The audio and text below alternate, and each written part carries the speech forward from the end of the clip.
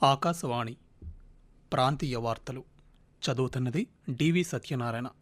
ముఖ్యాంశాలు: రాష్ట్ర ప్రభుత్వ పథకాల అమలు, కార్యక్రమాల నిర్వహణపై ముఖ్యమంత్రి నారా చంద్రబాబు నాయుడు ఈరోజు సమీక్ష నిర్వహించారు. ఆంధ్రప్రదేశ్ బడ్జెట్ సమావేశాలు ఈరోజు తిరిగి ప్రారంభమయ్యాయి. రాష్ట్రంలో తీర ప్రాంత సముద్ర ఆధారిత పర్యాటకాన్ని అభివృద్ధి చేయడానికి ప్రభుత్వం కట్టుబడి ఉందని మంత్రి కందుల దుర్గేష్ తెలిపారు. ఎమ్మెల్యే కోట శాసనమండలి సభ్యుల ఎన్నికల నామినేషన్ గడువు ఈ రోజుతో ముగిసింది. సారా నిర్మూలనకు రాష్ట్ర ప్రభుత్వం నవోదయం 2.0 కార్యక్రమాన్ని ప్రారంభించింది. వార్తల వివరాలు: ముఖ్యమంత్రి నారా చంద్రబాబు నాయుడు ఈరోజు రాష్ట్ర ప్రభుత్వ పథకాల అమలు, కార్యక్రమాల నిర్వహణపై ఆయా శాఖల మంత్రులు, ఉన్నతాధికారులతో సమీక్ష నిర్వహించారు. వివిధ పథకాల అమలులో లబ్ధిదారుల నుంచి సేకరించిన సమాచారం ఆధారంగా అధికారులతో సమీక్ష జరిపారు. ప్రభుత్వ సేవల్లో నాణ్యత పెంచడం, ప్రజలు సంతృప్తి చెందేలా కార్యక్రమాలను అమలు చేయడం ప్రధాన లక్ష్యాలని చెప్పారు. ఫిర్యాదులొస్తున్న విభాగాల్లో బాధ్యులను గుర్తించి మార్పు వచ్చేలా చూడాలని అధికారులకు సూచించారు. ప్రభుత్వ శాఖల్లో అవినీతి విషయంలో ఏమాత్రం సహించవద్దని అధికారులను ముఖ్యమంత్రి ఆదేశించారు. ఆంధ్రప్రదేశ్ బడ్జెట్ సమావేశాలు ఈరోజు తిరిగి ప్రారంభమయ్యాయి. ఈ సమావేశాల్లో భాగంగా రాష్ట్ర వ్యవసాయ శాఖ మంత్రి కింజరాపు అచ్చెన్నాయుడు ఈరోజు శాసనసభలో మాట్లాడుతూ, గత ప్రభుత్వం కేవలం రైతు భరోసా కింద సంవత్సరానికి 7,500 రూపాయలు ఇచ్చి మిగిలిన కార్యక్రమాలను ఆపేసిందన్నారు. Soil testing, mechanisation, input subsidy, 90% రాయితీతో ఇచ్చే డ్రిప్ పరికరాల పంపిణీ లాంటి కార్యక్రమాలను విస్మరించిందన్నారు.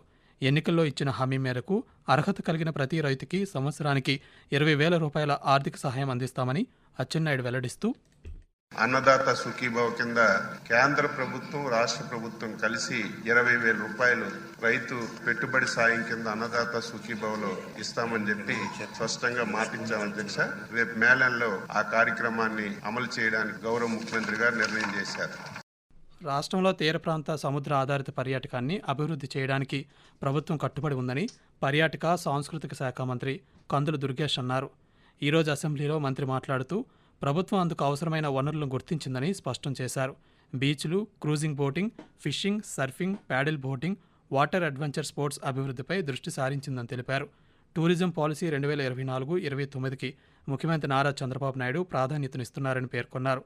వెల్నెస్ టూరిజం డెవలప్మెంట్ను అభివృద్ధి చేస్తామని మంత్రి కందుల దుర్గేష్ పేర్కొంటూ, రామాపురం బీచ్ గాని, వేలంకణి మాత టెంపుల్ ఏదైతే ఉందో దాని పరిసర ప్రాంతాల్లో పర్యాటక రంగం అభివృద్ధి చెందడానికి చాలా అవకాశం ఉంది అధ్యక్ష. ఇప్పటికే కొన్ని రిసార్ట్స్ లాంటివి తయారై ఉన్నాయి. వాటిని పూర్తి చేసుకోవాల్సిన అవసరం గానీ, కోడూరు బీచ్ ని అభివృద్ధి చేయడానికి సిఆర్జెడ్ అనేది చాలా ప్రతిబంధకంగా ఉంది అధ్యక్ష. సడలింపు చాలా అవసరం. ఋషికొండ బీచ్ ఖచ్చితంగా మళ్ళీ బ్లూ ఫ్లాగ్, ఆ జెండాను మనం ఎగరేయడానికి ప్రభుత్వం సిద్ధంగా ఉందనేటువంటి మాటని తమ ద్వారా తెలియజేస్తాం అధ్యక్ష. ఆంధ్రప్రదేశ్ లో ఉన్నటువంటి ప్రముఖమైనటువంటి ప్రాంతాల్లో వైజాగ్ మనకి ఆ పరిసర ప్రాంతాలన్నీ కూడా అద్భుతమైనటువంటి పర్యాటక కేంద్రాలుగా అభివృద్ధి చెందే అవకాశం ఉంది అధ్యక్ష. రాష్ట్రంలో ఎమ్మెల్యే కోట, ఎమ్మెల్సీ అభ్యర్థులుగా తెలుగుదేశం పార్టీ నుండి బీటీ నాయుడు, బేదా రవిచంద్ర యాదవ్, కావలి గ్రీష్మ ఈరోజు నామినేషన్లు దాఖలు చేశారు. అసెంబ్లీ ఆవరణలో రిటర్నింగ్ అధికారికి నామినేషన్ పత్రాలను సమర్పించారు. అదేవిధంగా భారతీయ జనతా పార్టీ నుండి సోము వీర్రాజు కూడా ఈరోజు నామినేషన్ దాఖలు చేశారు. ఇటీవల ఖాళీ అయిన 5 శాసనమండలి స్థానాలకు గాను తెలుగుదేశం నుండి 3, జనసేన, భారతీయ జనతా పార్టీ నుండి ఒక్కొక్కరు చొప్పున ఎమ్మెల్సీ ఎన్నికలకు పోటీలో నిలిచారు. కాగా ఈ రోజుతో నామినేషన్ దాఖలు చేసేందుకు గడువు ముగిసింది. పారిశ్రామికవేత్తలకు అన్ని విధాలుగా అండగా ఉంటామని రాష్ట్ర విద్యాశాఖ మంత్రి నారా లోకేష్ స్పష్టం చేశారు. ఈరోజు అమరావతిలో ఆయన పాత్రికేయులతో మాట్లాడుతూ, ఉపాధ్యాయుల సమస్యలను ఓ క్రమ పద్ధతిలో పరిష్కరించామని వ్యాఖ్యానించారు. అంగన్వాడీలకు సంబంధించిన 4 సమస్యలు పరిష్కరించామని తెలిపారు. రాష్ట్రానికి పెట్టుబడులు ఓ క్రమ పద్ధతిలో ఒక్కొక్కటిగా తెస్తున్నామని మంత్రి తెలియజేశారు. ఆకాశవాణి ప్రాంతీయ వార్తలు వింటున్నారు.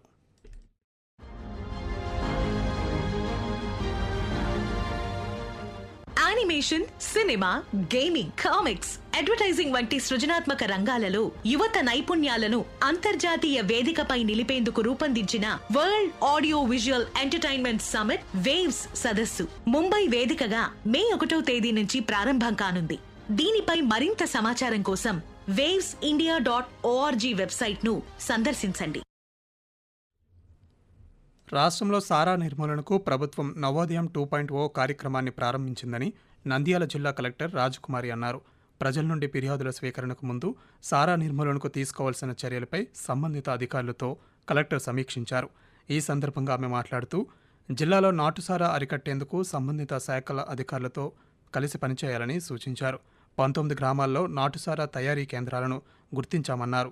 ఈ ప్రాంతాల నుండి అక్రమ సారా తయారు చేసే వ్యక్తుల జీవన ప్రమాణాలకు స్వయం ఉపాధికి జిల్లా యంత్రాంగం చర్యలు తీసుకుంటుందని కలెక్టర్ స్పష్టం చేశారు.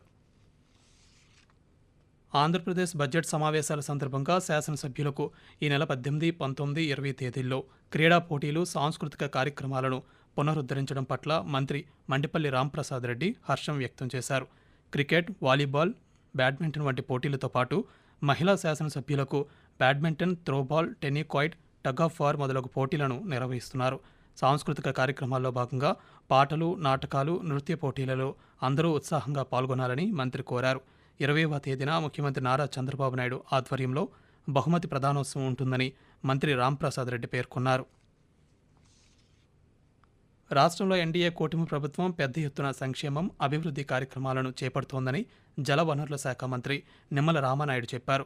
పశ్చిమ గోదావరి జిల్లా పాలకొల్లులో ఈరోజు 87 మందికి వైద్య సహాయం కింద ముఖ్యమంత్రి సహాయ నిధికి సంబంధించిన 63 లక్షల రూపాయల చెక్కులను లబ్ధిదారులకు మంత్రి పంపిణీ చేశారు.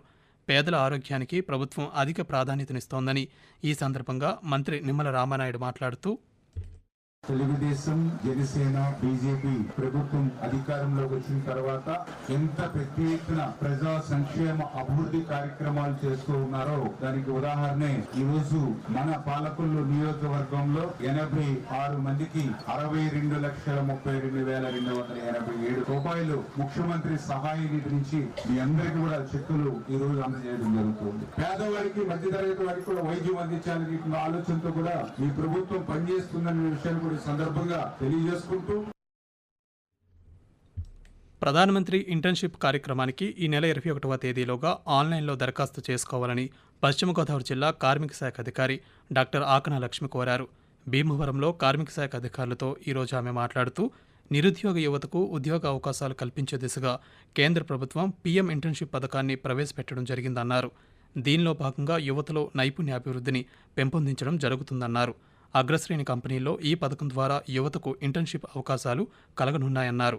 ఈ నెల 12వ తేదీ వరకు రిజిస్ట్రేషన్ చేసుకోవడానికి ఆఖరి గడువని ఆమె తెలిపారు. ఈశాన్య భూమధ్య రేఖ హిందూ మహాసముద్రంలో ఆవరించి ఉన్న నిన్నటి ఉపరితల ఆవర్తనం ఈరోజు నైరుతి బంగాళాఖాతంలో సగటు సముద్ర మట్టానికి 1.5 కిలోమీటర్ల ఎత్తులో విస్తరించింది. దీంతో కోస్తాంధ్ర, రాయలసీమ ప్రాంతాల్లో రేపు పొడి వాతావరణం ఏర్పడే అవకాశం ఉందని అమరావతిలోని భారత వాతావరణ కేంద్రం తెలిపింది. గరిష్ట ఉష్ణోగ్రతల్లో గణనీయమైన మార్పులేవీ ఉండకపోవచ్చని స్పష్టం చేసింది. ఆకాశవాణి ప్రాంతీయ వార్తలు ముగించే ముందు ముఖ్యాంశాలు మరోసారి. రాష్ట్ర ప్రభుత్వ పథకాల అమలు, కార్యక్రమాల నిర్వహణపై ముఖ్యమంత్రి నారా చంద్రబాబు నాయుడు ఈరోజు సమీక్ష నిర్వహించారు.